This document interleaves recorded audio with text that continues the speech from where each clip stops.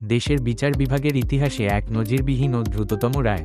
রাজধানীর পল্লবীতে দ্বিতীয় শ্রেণীর শিক্ষার্থী শিশু রামিসা আক্তারকে ধর্ষণের পর নৃশংসভাবে হত্যার মামলায় প্রধান আসামি সোহেল রানা ও তার স্ত্রী স্বপ্না আক্তারের মৃত্যুদণ্ডের আদেশ দিয়েছেন আদালত।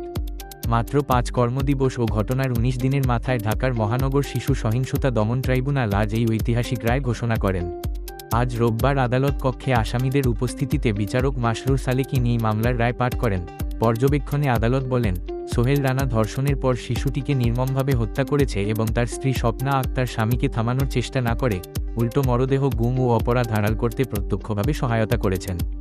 সমাজের বিরুদ্ধে এই ধরনের ঘৃণ্য অপরাধের কারণে দুজনেই সমভাবে অপরাধী এবং সর্বোচ্চ শাস্তির যোগ্য।